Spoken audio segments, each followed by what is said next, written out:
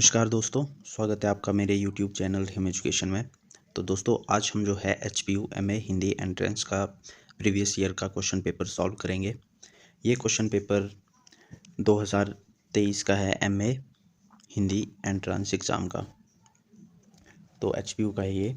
तो आइए, हमारे सामने पहला क्वेश्चन है, एक थाल मोती से भरा किसकी काव्योक्ति है।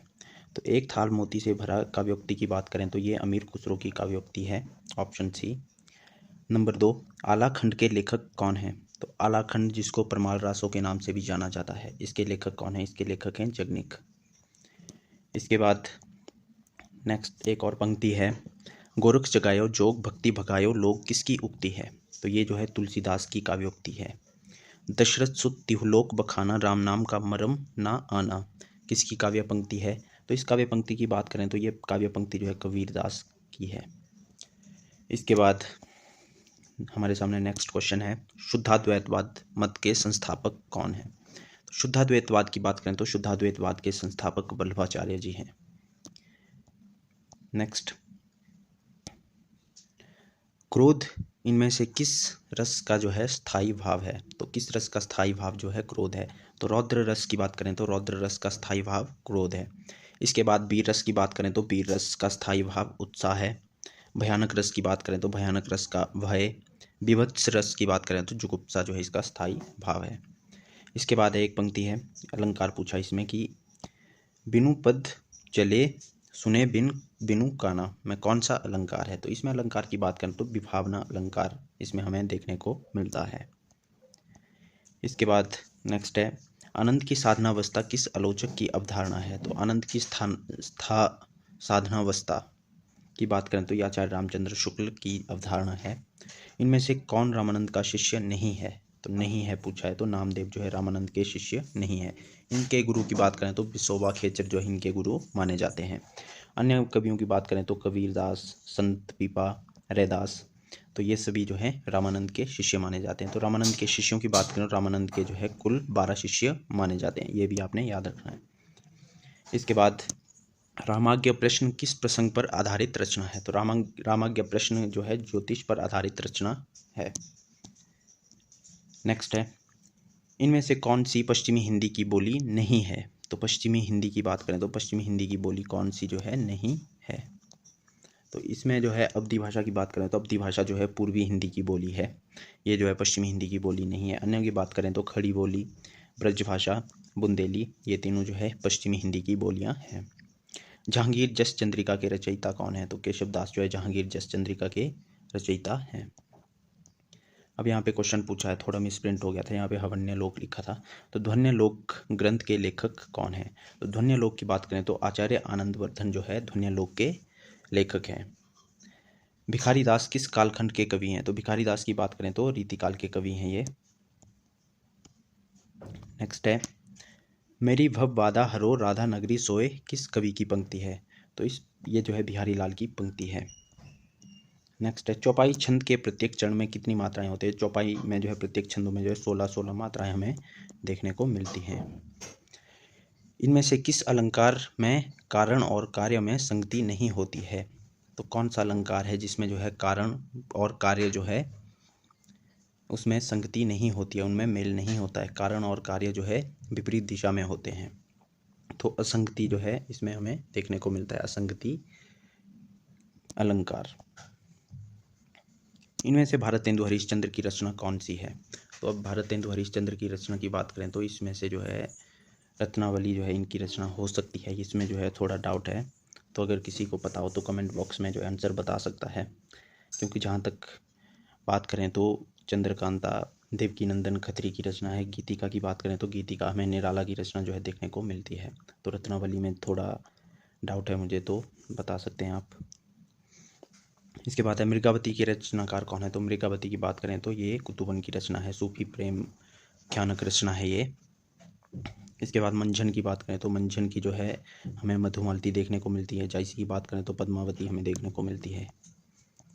द मर्चेंट ऑफ वेनिस नाटक का दुर्लभ बंधु नाम से रूपांतरण किस लेखक ने किया। तो ये भारतेंदु हरिश्चंद्र ने किया था। नेक्स्ट है सुमित्रा नंदन पंत का जन्म वर्ष क्या है? तो सुमित्रा नंदन का जन्म जो है 1900 ईस्वी में हुआ था। 1889 की बात करें तो जयशंकर प्रसाद का जन्म हुआ था। ये दोनों छायावादी महत्वपूर्ण कवि हैं, ये आपने याद रखना है। इसके बाद है इनमें से कौन सी रचना प्रेमचंद की नहीं है? तो बड़े घर की बेटी, मंत्र, नशा, इन तीनों की बात करें तो ये प्रेमचंद की रचनाएं हैं। पत्नी की बात करें तो पत्नी जो है इनकी रचना नहीं है, पत्नी है जिनेंद्र की रचना है। ये जिनेंद्र की एक कहानी है ये पत्नी। पथिक खंडकाव्य के लेखक कौन है? तो राम नरेश त्रिपाठी जो पथिक खंडकाव्य के लेखक हैं। नेक्स्ट है इनमें से कौन सा नाटक जयशंकर प्रसाद कृत है? तो जयशंकर प्रसाद द्वारा जो है कृत कौन सा नाटक है? तो ध्रुव स्वामिनी की बात करें तो ध्रुव स्वामिनी जो है जयशंकर प्रसाद कृत नाटक है। इसके बाद द्रौपदी की बात करें, आठवां सर की बात करें तो ये दोनों जो है सुरेंद्र वर्मा के हैं की कृतियां हैं। इसके बाद करबला की बात करें तो करबला जो है प्रेमचंद द्वारा जो है रचित है। इनमें से कौन प्रगतिवादी कवि हैं? तो प्रगतिवादी कवि कौन है? तो नागार्जुन की बात करें तो ये प्रगतिवादी कवि हैं। नेक्स्ट है आधे अधूरे के लेखक कौन है? तो आधे अधूरे के लेखक मोहन राकेश हैं। पश्चिमी काव्य शास्त्र में अभिव्यंजनावाद के प्रणेता कौन है? तो अभिव्यंजनावाद की जो है किसने प्रवर्तन किया था? ये किया था क्रोचे ने। प्रति परिकथा के रचनाकार कौन है? तो प्रति परिकथा के रचनाकार हैं फणीश्वर नाथ रेणु। निम्न इनमें से किस काव्य शास्त्री ने मनोविश्लेषण पर बल दिया है? तो मनोविश्लेषण पर बल जो है किसने दिया था? ये दिया था सिगमंड फ्राइड ने। नेक्स्ट है अशोक के फूल निबंध किसका है? तो अशोक के फूल निबंध की बात करें तो ये हजारी प्रसाद द्विवेदी का निबंध है। नेक्स्ट है इनमें से आनंद कादंबरी पत्र के संपादक कौन थे? तो ये तो आपको सबको पता ही होगा कि ये बद्रीनाथ चौधरी प्रेमघन थे। निम्नलिखित में से कौन सी रचना नासिरा शर्मा की है? तो नासिरा शर्मा की कौन सी रचना है? तो ठीकरे की मंगनी की बात करें तो ये नासिरा शर्मा की रचना है। इसके बाद नेक्स्ट क्वेश्चन है कुल्ली भाट के लेखक तो ये निराला की है। आंगन के पार द्वार के रचनाकार सच्चिदानंद हीरानंद बादशाह इन अकिये, ऑप्शन सी जो है इसका राइट आंसर होगा। झूठा सच के रचनाकार कौन है? तो झूठा सच जो है यशपाल की कृति है। तो यशपाल की जो है कृति है ये। इसके बाद नेक्स्ट है इनमें से कौन सी रचना सुभद्रा कुमारी चौहान कृत है? तो झांसी की रानी की बात करें तो झांसी की रानी इनकी जो है महत्वपूर्ण काव्य कृति है। तो ये रचना जो है सुभद्रा कुमारी चौहान की है। इसके बाद मधुशाला की बात करें तो मधुशाला किसकी है? तो मधुशाला की बात करें तो ये बच्चन की रचना है, हरिवंश राय बच्चन की। उर्वशी की बात करें तो उर्वशी जो है दिनकर की है। और पंचवटी की बात करें तो मैथिली शरण गुप्त की रचना है ये। इसके बाद नेक्स्ट है स्नेही उपनाम जो है हिंदी के प्रसिद्ध कवि हैं। तो स्नेही जो है किसका उपनाम है? तो गया प्रसाद शुक्ल स्नेही, इनका जो है ऑप्शन डी। नाटक में अभिनेता का अर्थ क्या होता है? तो अभिनेता का अर्थ जो है इसमें जो है कुछ भी नहीं है। नाटक की जो है ये इसमें जो है विशेषता होती है। कलम का मजदूर प्रेमचंद किसकी कृति है? तो ये मदन गोपाल की है। इनमें से कौन सरस्वती पत्रिका के संपादक थे? सरस्वती पत्रिका का संपादन जो है महावीर प्रसाद द्विवेदी जी ने किया था। और इसी पत्रिका से जो है द्विवेदी युग का भी उदय माना जाता है। नेक्स्ट है क्वेश्चन नंबर 41 इनमें से किसका संबंध लिपि से नहीं है? तो लिपि से किसका संबंध नहीं है? सूत्र लिपि का। बाकी तीनों की बात करें तो ब्राह्मी लिपि, शारदा लिपि, खरोष्टी लिपि ये जो है लिपियां हैं। और देवनागरी लिपि की बात करें तो उसकी जो है किससे उदय हुआ है देवनागरी का? तो ब्राह्मी लिपि से उसका उदय माना जाता है। संस्कृत से आगत हिंदी शब्दों को क्या कहते हैं? तो जो शब्द जो संस्कृत से हिंदी में आए हैं उन्हें क्या कहते हैं? तो उन्हें जो है तत्सम शब्द कहते हैं। अब तद्भव की बात करें तो तद्भव शब्द कौन से होते हैं? तद्भव शब्द वह शब्द होते हैं जो संस्कृत से अपना रूप बदल कर हिंदी भाषा में आते हैं, उन्हें तद्भव शब्द कहते हैं। तत्सम शब्द वो होते हैं जो संस्कृत से सीधे ही उसी रूप में ही जो है हिंदी में आते हैं, उन्हें तत्सम शब्द कहते हैं। देशीज शब्दों की बात करें तो ये देशी शब्द होते हैं। और विदेशज की बात करें तो विदेशी भाषाओं से जो भी शब्द हमारी भाषा में आए हैं उन्हें विदेशज शब्द कहते हैं। तो ये था। इसके बाद नेक्स्ट है कनक कनक ते 100 गुनी मादकता अधिकाय में कौन सा अलंकार है? तो इसमें जो है यमक अलंकार हमें देखने को मिलता है। निम्नलिखित में से कौन अभिनय का प्रकार नहीं है? तो अभिनय का प्रकार नहीं है पूछा है तो आंगिक, वाचिक, आहार्य, विहार। तो ऑप्शन डी जो है बिहार की बात करें तो ये जो है हम अभिनय का प्रकार नहीं है। बाकी आंगिक, इसके बाद है वाचिक और आहार्य, ये 3 जो है अभिनय के प्रकार हैं।